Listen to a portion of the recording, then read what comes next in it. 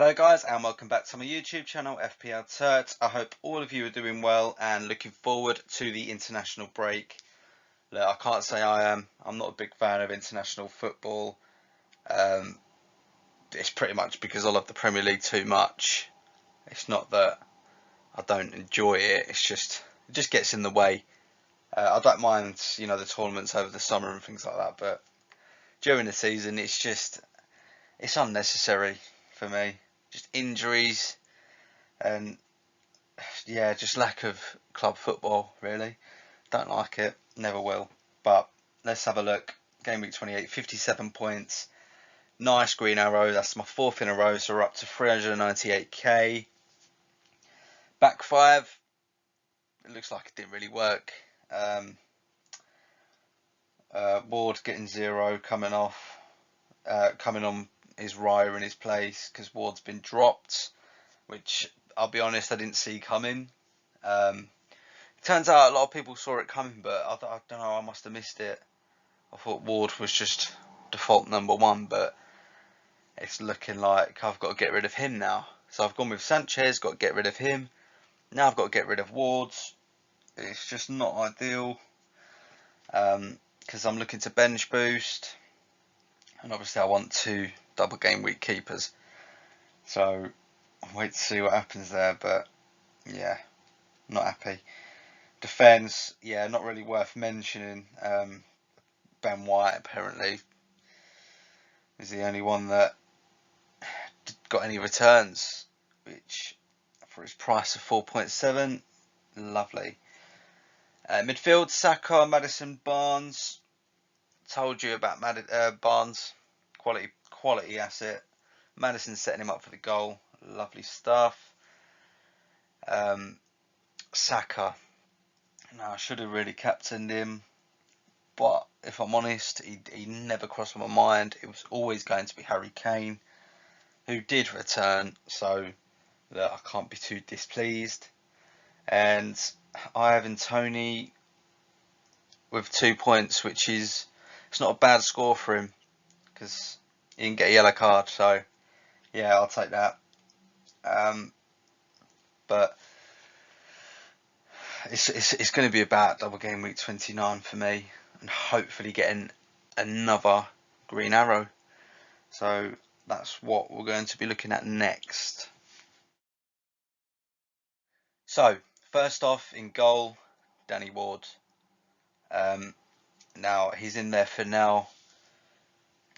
I'm not too sure what to do with him. They're very good fixtures. So I'm hoping Brendan Rodgers comes out and says, or sort of alludes to the fact he'll be coming back into the team. But I don't have much hope for that. Because Iverson had a decent game, so is there really any reason to drop him? Probably not. So it does look like Danny Ward will be leaving. Not too sure who to get in. I've been looking at De Gea and Kepa. They're the 2 I'm looking at the minute. I don't see anyone else coming in apart from those 2. So we'll wait to see what happens. If Brendan comes out and says that Ward's coming back in, then obviously he's going to stay. If he doesn't, then he will be leaving. But Danny Ward is in there for now. Obviously Raya on the bench. Okay, so that's the goalkeeper situation as it stands. Now on to the defence of Ben Chilwell, Kieran Trippier and Rico Henry. All 3 got double game weeks. Chilwell, what an asset he's turned out to be since returning from injury. Well, or coming into my team. Trippier, I was late to the party with him, but he's going to stay in for the rest of the season. Rico Henry, this is probably his last game week for me. I don't really rate him as an asset, if I'm honest. He's not great. Clean sheet potential with Brentford isn't that high. And surprisingly, going forward, his returns aren't that great. But like visually, he looks so good going forward. So yeah, he will be coming out. But as it stands, that's the back 3 for now. Okay, so onto the midfield, and this is where it gets a little bit more interesting. So March, Maddison, Saka, Barnes, Matoma. 4 double game weekers there. Saka's the only one without, but Leeds at home is a great fixture. Although I am looking to get rid of Saka, I don't know, I'm so 50-50 at the minute. Is it worth me taking a hit to get rid of Saka? I'm kind of swaying on the no. Um, I think I'll be looking to get rid of, as you can see on my bench, Zinchenko and White before I do that. I think they're the priority to get rid of. And obviously my goalkeeper, I've got 2 free transfers, so it will be a -4 hit. Do I want to go to a -8 hit to get rid of Saka for someone else? I'm not too sure. If I did, it would probably be Fernandes, Rashford. I can't think of many more. I was looking at Bowen. I think he's a good asset. He's got a good double coming up against Southampton and Newcastle, so he's on the list. But is it worth it? Am I going to be gaining? I'm not too sure. As I said, I'm swaying on the no. Matoma and March. Yeah, it's a great double there. Brentford and Bournemouth. So we're expecting high returns from them two combined. Maddison, Barnes, same story. Great double, which is why I've got the armband on Maddison. I love James Maddison. Everything Leicester do going forward, he's involved in. The amount of returns he gets is crazy because a lot of it goes unnoticed, which surprises me. His price as well. I think he's a very good price for what he does.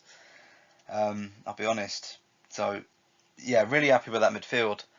Saka, as it stands, he is going to stay in the team because this season I think he's on 170 points,